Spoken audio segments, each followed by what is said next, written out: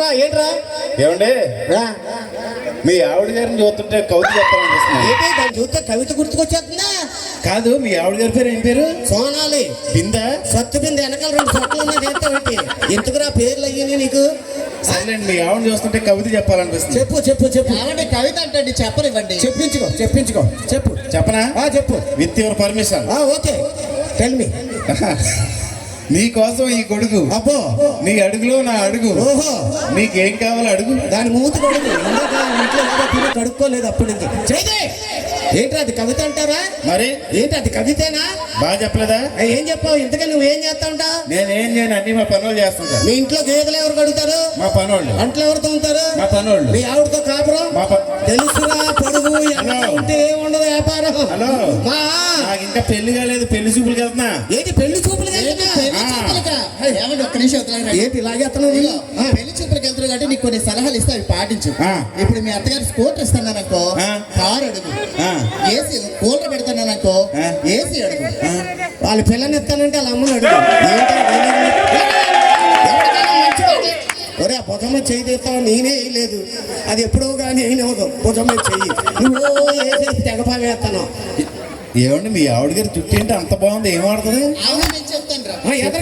బాబు ఎంత ఉందో ఏంటి పొద్దున్నే ఈ జుట్టే. మరి ఎంత ఉందో అంటావేంటి? చెప్పు. ఇగో పొద్దున్నే ఇంత షాంపూ తోటి తలస్నానం చేస్తాను, మధ్యాహ్నం ఇంత ఆయిల్ తోటి మర్దన చేస్తాను. మరి రాత్రికి విగ్గు తీసి అది విగ్గురా, అవన్నీ వచ్చినాయి కదా. పోకురం ఉందని వచ్చాను వచ్చేది మన గుండెకి వెళ్తుంది. చూడలేము అసలు. సర్లే కానీ ఇలాగెళ్తే నర్సీపట్నం వస్తుందా? ఇలాగెళ్తే చెయ్యి నొప్పి వస్తుంది. ఇలాగెళ్ళినా నర్సీపట్నం వచ్చాడు. సర్లే, 10 గంటల బస్సు ఎన్ని గంటలకు వస్తుంది? ఏంట్రా అన్న 10 గంటల బస్సు ఎన్ని గంటలకు వస్తుంది? 10 గంటల బస్సు అని ఆడంటాడు. మళ్ళీ నా వల్ల ఏంటంటే రమ్మన్నావా నువ్వేమన్నా? ఏమండి నిప్పు ఎక్కడ ఆ గడ్డవాడి మీద ఒట్టు అది వైట్ షర్ట్ చూస్తున్నాడు నా కాలించి. నువ్వు వాడిని చూస్తున్నావు. నువ్వు వాడిని రమ్మన్నావా? ఎంతమంది రమ్మంటావు బస్ స్టాండ్కి? ఏంట్రా నీ బాధ ఏంటి చెప్పు. ఇప్పుడు లాస్ట్ బస్ ఎన్ని గంటలకు సార్? ఒరే లాస్ట్ బస్ అయితే 12 గంటలకు రా. దాని తర్వాత అంటాడు ఏంటి? ఏమండి ఈసారి యాంకర్ మీద ఒట్టు, నాకేం తెలీదు. ఏంటి చెప్పురా నీ బాధ ఏంటి చెప్పు. నాకు ఈ అడ్రస్ చెప్పండి, వెళ్ళిపోతాను. అత్తగారి ఇల్లు నర్సీపట్నం. మీ అత్తగారు ఏమన్నా అమెరికా ప్రెసిడెంట్?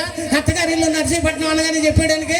అదేంటి ఇప్పుడు ఆర్కే బీచ్ ఎక్కడ ఉంది? ఆర్కే బీచ్ అయితే వైజాగ్ లో ఉంది. చార్మినార్ ఎక్కడ ఉంది? చార్మినార్ అయితే పాత బస్తీలో ఉంది. ఆ రెండు తెలిసినోడు మా అత్తగారి ఇల్లు వెళ్దా? ఆర్కే బీచ్ కి చార్మినార్ దగ్గరికి కొన్ని లక్షల మంది వస్తారు. మీ అత్తగారి దగ్గరికి కూడా వస్తారా? అడ్రస్ తెలుసండి. నీ లేనప్పుడు ఆ అడ్రస్ కి వెళ్తున్నావా? ఏమండి ఒకసారి మీ ఆవిడ పంపిస్తారు ఏంటి? మళ్ళీ పంపించేస్తావా? రాదు. నెలల తరబడి నేను ఎన్నిసార్లు ఎక్కడి నుంచి తీసుకురావడానికి సంవత్సరాలు బట్టి చేయి వదిలేస్తే బస్సు వచ్చింది, మేము వెళ్ళిపోతాం. ఒకసారి అడ్రస్ చూపెడతా. నువ్వు పద బయట చదువుకో. బస్సు వచ్చింది. బాయ్. వీడి చేయమన్నా నేను తెగదే కింద నువ్వు పట్టుకోదు. ఏమండి ఇదిగో మీకు మైక్ ఉందా? నా మైక్ తీసుకోండి, బాగుంటుంది. ఇది బాగా వస్తుంది సౌండ్. ఇన్ని మైకులు అయితే కష్టం, ఏదో ఒక మైక్ ఇవ్వడం. Thank you so much. అసలు ఈ మాట అన్నందుకైనా ఇక్కడ ఉన్న వాళ్ళు అరుస్తారేమో అని అనుకున్నా. అందరు కాదు, 3 అడుగులు అందగడం మీరు చూసావా? ఇంకో 3 అడుగులు అందగడం. అతను మాత్రం ఎలాంటాడో తెలుసా? పెళ్లి కాకుండా పిల్లలు పుట్టేయాలంటాడు. అంత ఫాస్ట్.